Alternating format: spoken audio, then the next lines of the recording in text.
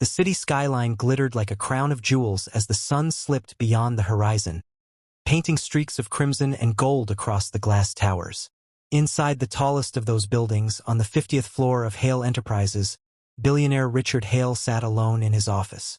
The walls were lined with rare art pieces, abstract paintings that whispered of prestige and wealth, but his eyes weren't on them.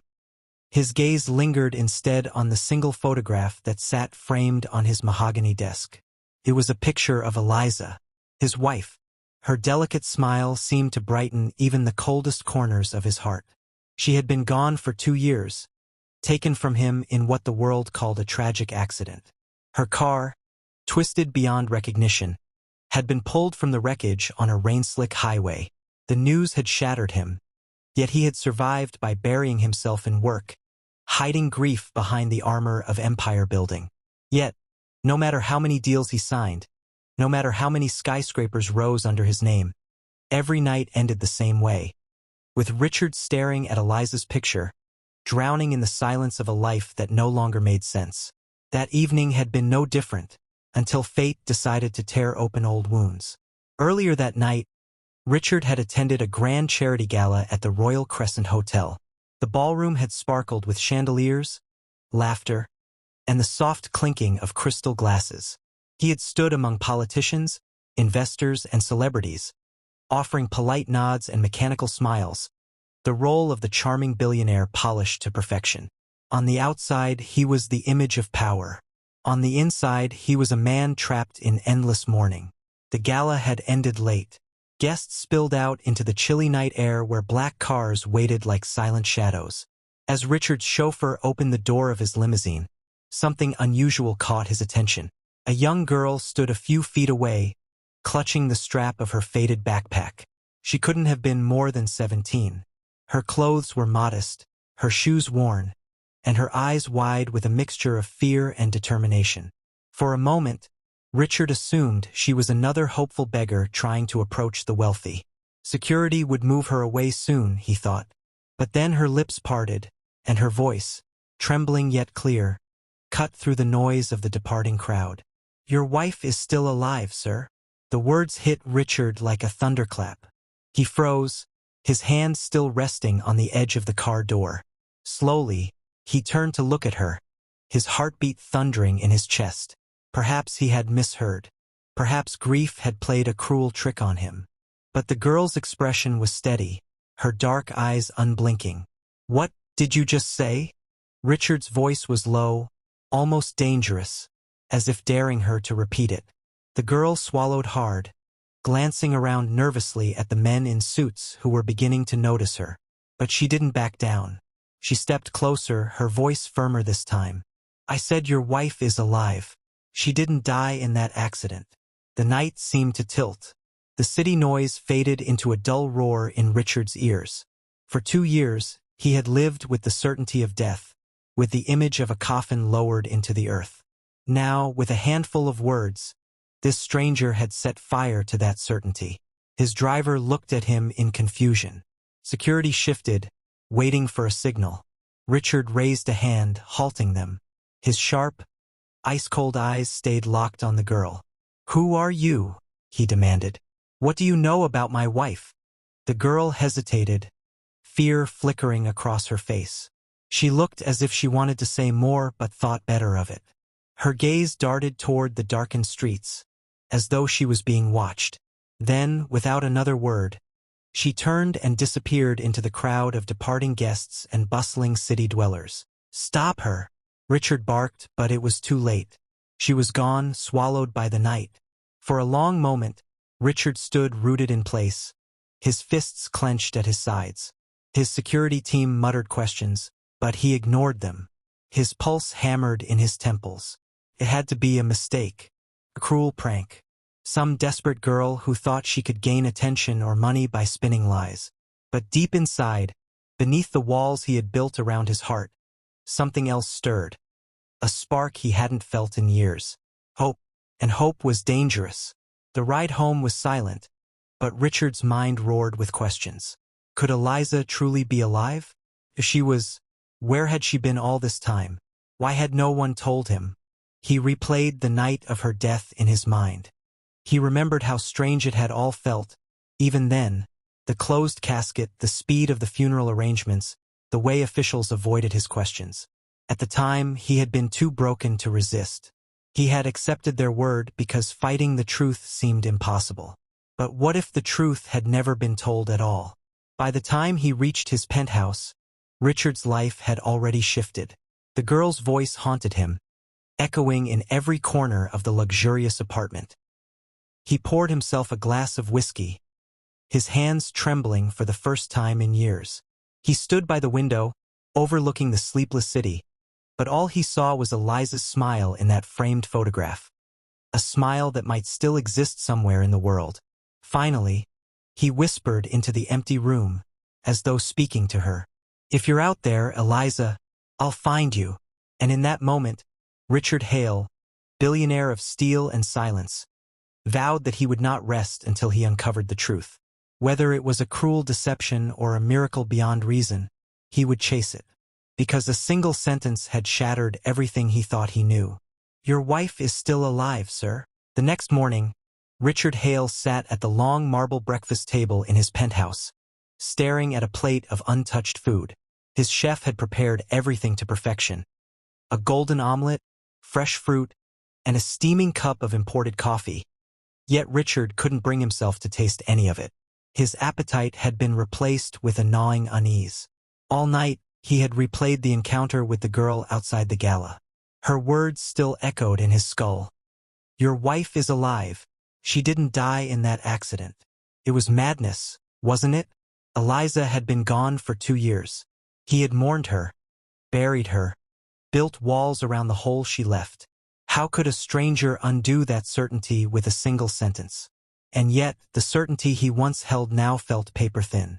The truth, or what he thought was truth, was unraveling. He remembered the day of the accident.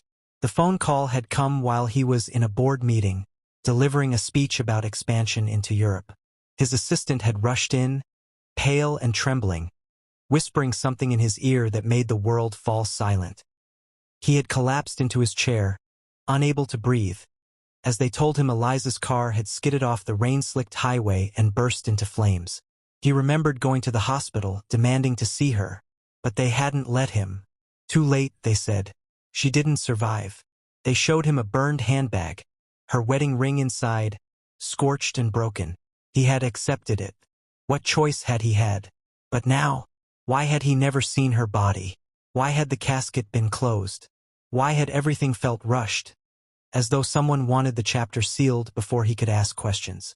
The doubts sank deep, gnawing at him like acid. That afternoon, Richard called for Marcus. Marcus Reed was more than a head of security.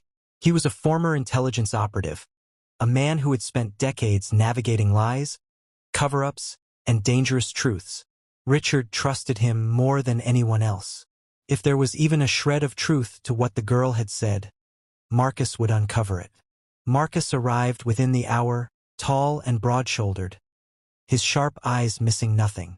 "You look like you haven't slept, boss," he said as he entered the office. "I haven't," Richard admitted. He leaned forward, lowering his voice as though the walls themselves could be listening.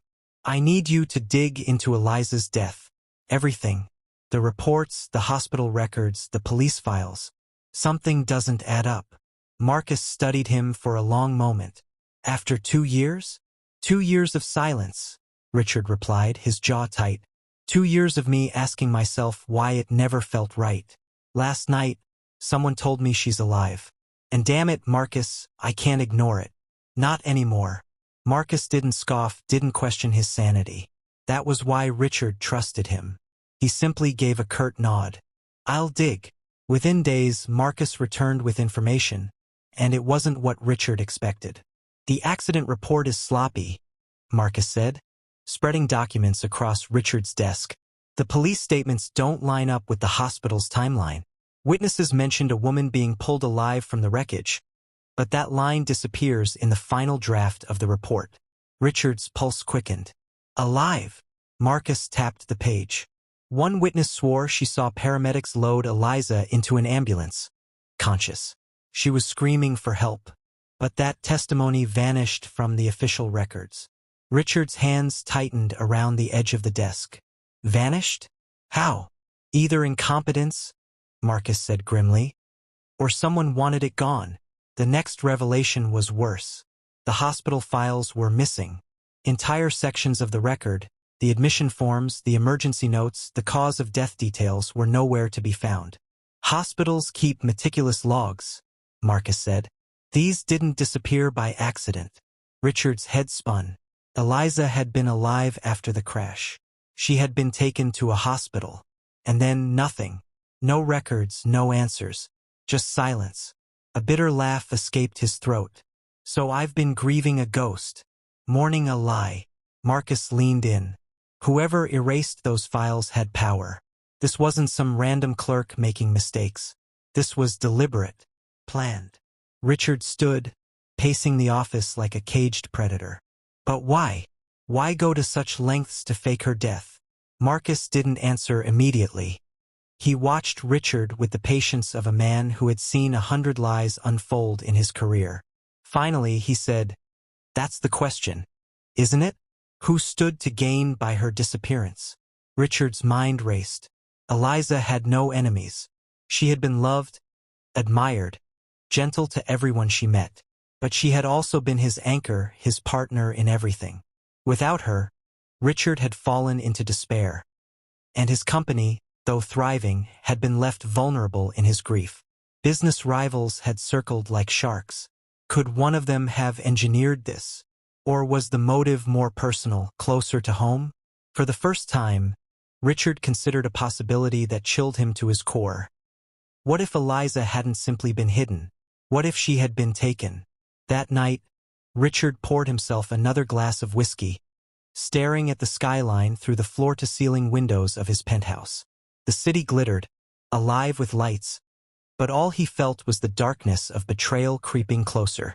The girl's words had opened a door he could no longer close. Behind it lay secrets he had never imagined.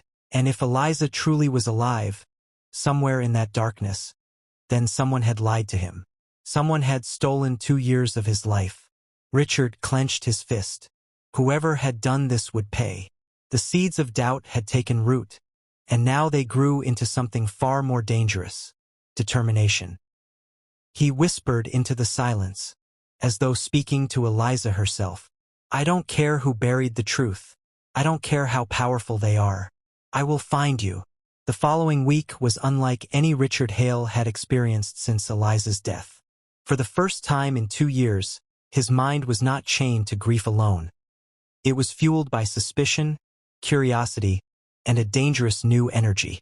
His business empire ran on autopilot. Deals were signed, meetings were attended, but Richard's true focus was elsewhere. In the shadows of his wealth, he had begun a hunt. The girl, the one who had whispered the impossible truth. Marcus was the first to trace her. With his network of private investigators, surveillance analysts, and informants, he worked tirelessly to uncover her identity.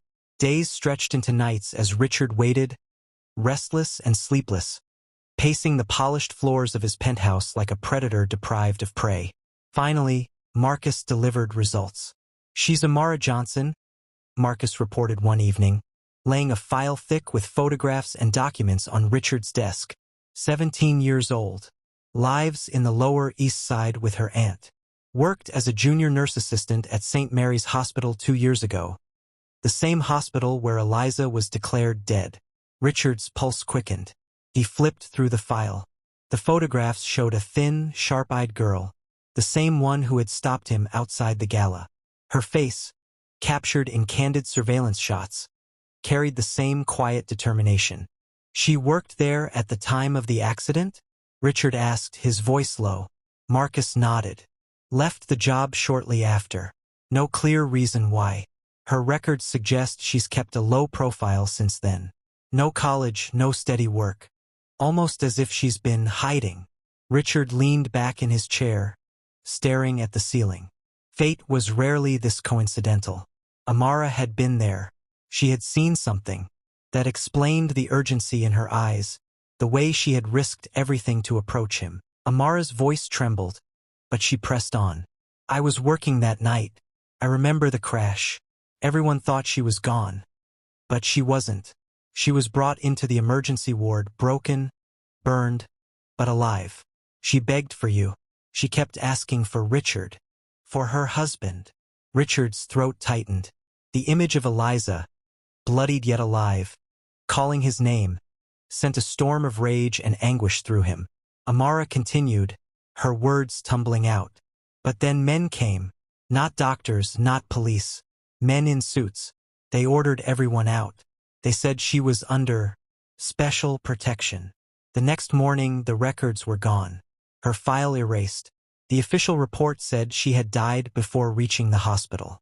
But I saw her. I heard her voice. Richard's chest heaved, his heart pounding so hard it hurt. Why didn't you come forward before? Because they would kill me? Amara whispered, her eyes brimming with tears. I tried to talk once. A colleague of mine, another nurse, she disappeared the next day. I knew then I couldn't say anything. Not until I saw you. Not until I thought you could actually fight them. Richard's mind spun. Who are they? He demanded. Amara hesitated. I don't know their names, but they had authority, influence. They acted like they owned the hospital, like they owned her. Silence filled the SUV. The only sound was the faint hum of the engine, the crashing of waves beyond the docks. Richard's world tilted. For 2 years he had lived in grief. Now anger consumed him. Someone had stolen his wife and his life from him. He turned his gaze back to Amara. Where did they take her? Her lips trembled. I don't know. After that night, she was gone. I heard whispers among the staff. Some said she was taken overseas. Others said she was being held somewhere in the city. But no one dared to ask questions. It was like she had been erased. Richard closed his eyes, inhaling sharply. His empire had been built on controlling chaos, on bending uncertainty to his will. But this was chaos of the cruelest kind. When he opened his eyes, they burned with determination. Listen to me, Amara. You've done the right thing by coming to me. I don't care who they are or how much power they think they hold. I will find her, and I will destroy anyone who stands in my way. Amara looked at him, fear giving way to something else. Hope. You don't understand, she said softly. They're not just powerful. They're untouchable. Richard leaned closer, his voice a low growl. So am I. The silence that followed was heavy, but it was also a pact. A frightened nurse and a billionaire grieving husband, bound together by the truth of one woman's disappearance. When Amara finally left, disappearing once again into the night, Richard remained in the SUV, staring out at the restless sea. His fists clenched, his jaw set. He now knew 3 things with certainty. 1. Eliza had survived the accident. 2. She had been taken. 3. And the people responsible had made the gravest mistake of their lives. Because Richard Hale had money, influence, and a fury that would not be silenced. The investigation had begun, and it would not end until he held Eliza in his arms again. The world of billionaires is a world of power, but it is also a world of shadows. Richard Hale knew that better than anyone. Wealth had bought him skyscrapers and respect, but it had also drawn enemies and parasites who thrived in secrecy. Now, as he sat in the dim glow of his office at midnight, those shadows felt closer than ever. Stacks of files lay scattered across his desk, illuminated by the warm light of a single lamp. Marcus stood nearby, his hands clasped behind his back, his sharp eyes scanning the room with the vigilance of a soldier. They had been working for days, piecing together fragments of evidence that pointed toward one truth. Eliza's disappearance was not an accident. It was a theft. Look at this, Marcus said, sliding a folder across the desk. Inside were documents, bank transfers, invoices, contracts. The hospital received a sudden infusion of money the night of the crash. Anonymous donations routed through offshore accounts. Richard flipped through the pages, his jaw tightening. Whose accounts? Shell companies, Marcus replied. Fake names. But I traced the trail. All of them lead back to entities siphoning money out of Hale Enterprises. Your company. Richard's eyes darkened. He had built Hale Enterprises brick by brick, deal by deal. It was his blood and sweat made flesh in glass and steel. Now he realized his fortune had been used to bury the woman he loved. So whoever took Eliza used my own empire to finance it. His voice was low, dangerous. Marcus nodded. And whoever they are, they've been planning this for a long time. Richard leaned back, exhaling heavily. His mind replayed moments he had ignored in the haze of grief. The rushed funeral arrangements, the evasive answers, the subtle moves inside his company after Eliza's death. At the time, he had been too broken to see it. Now, the pattern was clear. Someone had staged everything. But the most damning evidence was yet to come. 2 nights later, Marcus arrived with a laptop. He set it on the desk and pulled up grainy footage. "You need to see this." Richard leaned forward, his breath catching as the video began. The footage was from a security camera at a small, remote clinic in Eastern Europe. The image was faint, black and white, but unmistakable. A woman, escorted by 2 armed men, walked into the building. Her frame was thinner than Richard remembered, her hair shorter, but her face was Eliza's. Richard's chest constricted. He gripped the desk so hard his knuckles turned white. Eliza! She was alive. The men led her through the clinic's doors, and though the footage ended abruptly, the few seconds had already detonated Richard's world. The woman he had mourned, the woman he had buried in memory, was walking, breathing, imprisoned somewhere out there. "She looks terrified," Marcus said quietly. Richard's throat was dry. He couldn't tear his eyes away from the screen. "They've been holding her all this time." Marcus nodded. "And they don't want you to find her." Richard stood abruptly, pacing the office. His heart hammered with fury. "I buried an empty coffin. I lived 2 years in hell while she was out there, alive, calling for me. And they thought they could hide her from me forever." He turned, his eyes blazing with a fire Marcus hadn't seen before. "No, this ends now." But the question still haunted him. Why? Why would anyone want to keep Eliza hidden? She wasn't a politician, a business rival, or a criminal. She had no enemies except through him. Marcus seemed to read his thoughts. The money trail suggests it's internal. Someone close to you. Someone who wanted you broken. Vulnerable. They've been stealing from Hale Enterprises for years. And Eliza was the leverage to keep you distracted. Richard's stomach turned. Betrayal was one thing in business, but this was personal, cruel beyond imagination. Whoever had orchestrated this hadn't just stolen money. They had stolen his life. For the next several days, Richard and Marcus followed the trail deeper. Offshore accounts in the Cayman Islands. A chain of private clinics across Europe, all connected through silent partnerships. Shell corporations that linked back quietly to one familiar name. Gregory Lang. Richard's business partner of 20 years. The man who had stood beside him at Eliza's funeral, offering hollow condolences. The man he had trusted with his empire. Richard felt a cold fury settle over him. Gregory had always been ambitious, but he had never suspected this level of treachery. Now it all made sense. Gregory had gained influence in the company after Eliza's death, slowly tightening his grip while Richard wallowed in grief. The financial bleed, the missing records, the silence, all orchestrated by him. The realization was a knife twisting in Richard's chest. Late one night, Richard stood before the window of his penthouse, staring out at the endless city lights. His reflection looked back at him, hollow-eyed, hardened. "Eliza," he whispered, pressing his palm against the glass as though she were somewhere beyond it. "I'm coming for you. I don't care what it costs. I'll tear the world apart if I have to." Behind him, Marcus spoke quietly. "If we move too fast, we tip our hand. Gregory will know we're onto him. We need a strategy." Richard turned, his eyes burning with determination. "Strategy?" His voice shook with rage.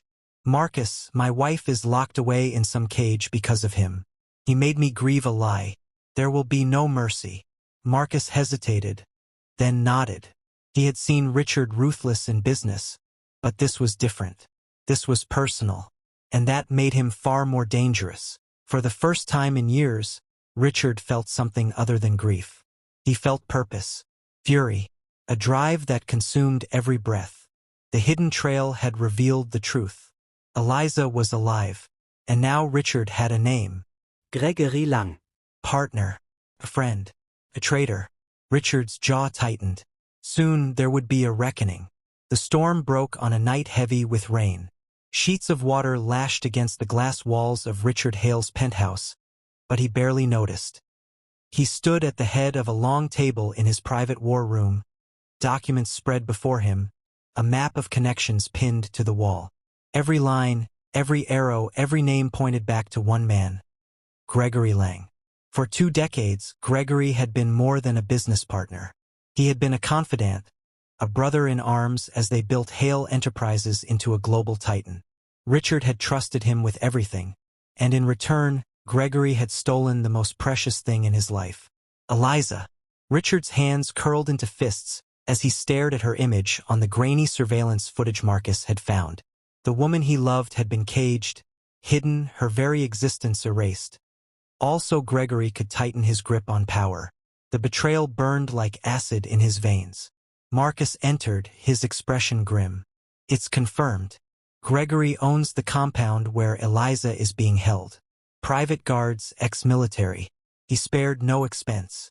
Richard turned slowly, his eyes hard as steel. Then neither will I. They moved quickly. Richard deployed resources only a billionaire could command. A small army of operatives loyal to him alone, armed with cutting-edge surveillance and weapons. But he wasn't sending them alone. Richard himself would go. He couldn't sit in a penthouse while Eliza remained a prisoner. The compound lay outside the city, hidden deep within a forest estate. Under the cover of night, black SUVs rolled silently along muddy roads, headlights dimmed. The men inside were armed, their movements rehearsed, their silence absolute. In the lead vehicle sat Richard, dressed in black, his expression carved from stone. Marcus sat beside him, checking a pistol with the calm precision of a man who had lived through wars. "You don't have to go in yourself," Marcus said quietly. "Yes, I do," Richard replied, his voice cold and resolute. "They took my wife from me. I'll be the one to bring her home." The convoy stopped just short of the compound. Guards patrolled behind fences topped with razor wire. Floodlights cut through the darkness, illuminating rows of cameras. Marcus pointed. "East perimeter. Less coverage. That's our way in." The men fanned out. Within minutes, the silence of the night shattered into chaos. Suppressed gunfire popped in the distance, guards dropping before they could raise alarms. Others scrambled for weapons, only to be met with precise strikes. Richard moved through it all like a man possessed. He had never fired a gun in boardrooms, but tonight he carried one with grim determination. He wasn't a billionaire now. He was a husband fighting for the woman he loved. The main doors of the compound burst open. Richard stormed inside with Marcus at his side, hallways echoing with shouts and gunfire. They cleared rooms methodically, searching for her. Every corner turned, every door opened, brought his heart to his throat. And then he heard it. A voice. Weak, trembling, but unmistakable. "Richard." He froze. His heart stopped. He would know that voice anywhere. He turned, following the sound down a dim corridor. There, behind a heavy locked door, sat Eliza.